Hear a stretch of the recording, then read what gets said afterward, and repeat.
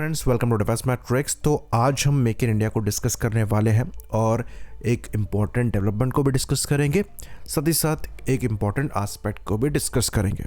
तो पहले जो अच्छी न्यूज़ है वो ये है कि सोलार ग्रुप द्वारा सक्सेसफुली टेस्ट फायर किया गया है एक माइक्रो मिसाइल को। यह माइक्रो मिसाइल पार्ट है भार्गवास्त्र काउंटर ड्रोन सिस्टम का। ये स्पेशली लॉन्चिंग म्यूनिशंस के अगेंस्ट में कारगर साबित होंगे, जो कि आजकल बहुत बड़ा थ्रेट है रशिया यूक्रेन की वॉर में हम देख सकते हैं। तो ये एक्चुअली काफ़ी ज़्यादा सिग्निफिकेंट है। यहाँ पर खास बात ये है कि जो भार्गवास्त्र है ये पूरी R&D है सोलार ग्रुप की ही, और ये पूरा का पूरा इनका प्रोडक्ट है। तो ये proper make in India effort है। तो यहाँ पर जो परफॉर्मेंस पैरामीटर निकल कर आए हैं वो भी काफ़ी ज़्यादा सिग्निफिकेंट है।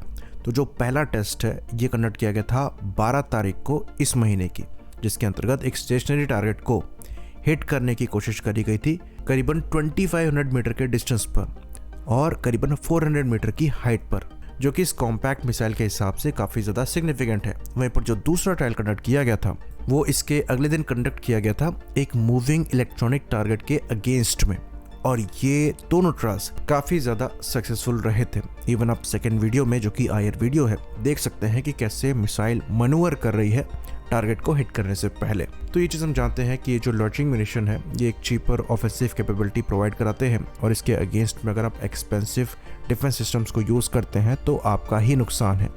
इसलिए ऐसे काउंटर UAV माइक्रो मिसाइल्स की रिक्वायरमेंट बढ़ जाती है, जो कि एक कॉस्ट इफेक्टिव सॉल्यूशन यहाँ पर प्रोवाइड कराते हैं, और इसलिए ये भार्गवास्त्र काफ़ी ज़्यादा इंपॉर्टेंट है। तो ये जो माइक्रो मिसाइल्स हैं ये ट्रक पे माउंट होंगी, और ऐसी मल्टीपल मिसाइल्स एक बार में एक ट्रक में कैरी करी जा सकेंगी, जिसमें सेंसर्स होंगे टारगेट ट्रैकिंग के लिए भी।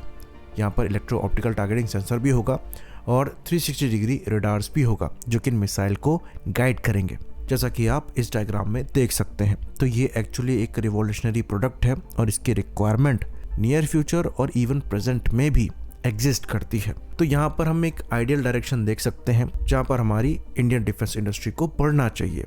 सोलार ग्रुप द्वारा पहले लाइसेंस मैन्युफैक्चरिंग करी जाती थी, जिसमें उन्होंने पहले एफिशिएंसी अचीव करी, उसके बाद R&D पर उनका फोकस हुआ, और अब ऐसे प्रोडक्ट्स निकलकर सामने आ रहे हैं।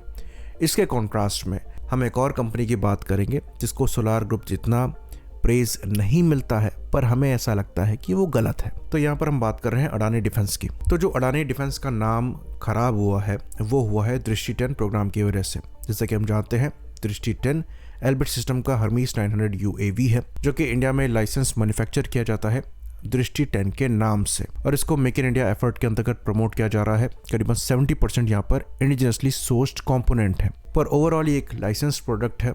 क्योंकि यहाँ पर दृष्टि 10 नाम देकर इसको इंडिजनाइज करने की कोशिश करी जा रही है, इसलिए इसको नेगेटिवली रिसीव किया जा रहा है।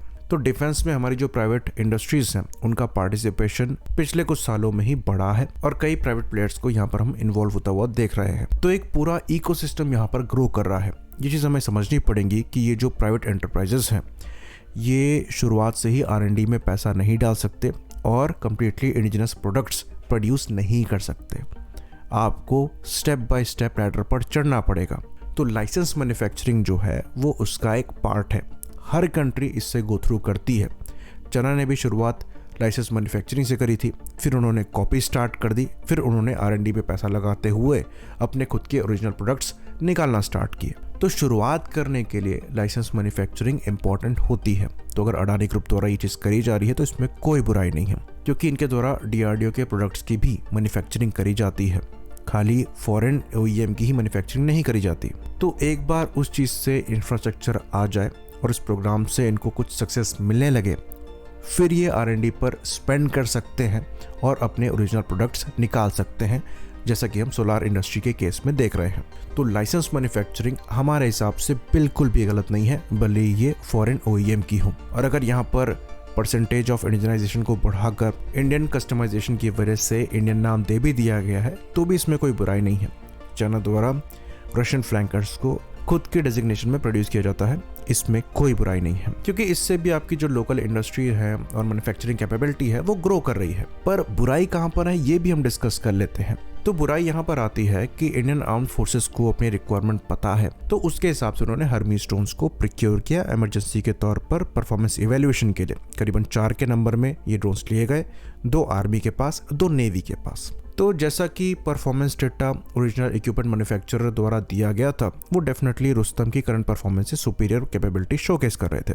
और इस केस में हमने भी कहा था कि अगर जो यूज़र है उसकी रिक्वायरमेंट इन नंबर्स से पूरी होती है, इन परफॉर्मेंस कैरेक्टरिस्टिक्स से पूरी होती है, तो वो ये ड्रोन्स ले सकते हैं, उनको लेना भी चाहिए। पर अल्फा डिफेंस द्वारा एक आर्टिकल पब्लिश किया जिसके अंतर्गत उन्होंने इंडियन नेवी के एक सोर्स को कोट करते हुए कुछ इन्फॉर्मेशन सामने रखी जो कि चौंका देने वाली थी। तो उस आर्टिकल में ये क्लेम किया गया था कि जो इन्फॉर्मेशन दी जा रही हैं वो प्रोवाइड कराई गई हैं इंडियन नेवी के उस पर्सनल द्वारा जो कि इन ड्रोन्स को काफ़ी समय से ऑपरेट कर रहे हैं। तो यहाँ पर इश्यूज बताए गए हैं सैटेलाइट कम्युनिकेशन नेटवर्क से और एंड्योरेंस के साथ ही साथ सर्विस सीलिंग के साथ। और अगर रियलिटी ये है तो फिर सवाल उठता है कि आपने इन यूएवीज की परफॉर्मेंस को वैलिडेट किए हुए बिना कैसे प्रिक्योर कर लिया। और अभी फिर जो हाल ही में क्रैश हुआ है उसमें ये चीज़ बताई गई कि यहाँ पर प्री इवेल्युएशन ट्रायल्स चल रहे थे। तो ये बात हम आपको बता दें कि ये यूएवी 4 दिसंबर 2024 में डिलीवर हुआ था और ये सेकेंड यूएवी था जो कि इंडियन नेवी को मिला है। तो यहाँ पर प्री एक्सेप्टेंस ट्रायल्स का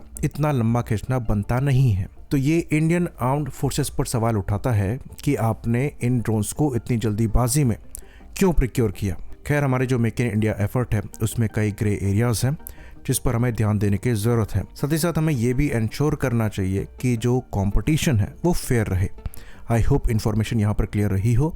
इसी बात पर इस वीडियो को हम ख़त्म करेंगे। लाइक करिए, सब्सक्राइब करिए। जय हिंद।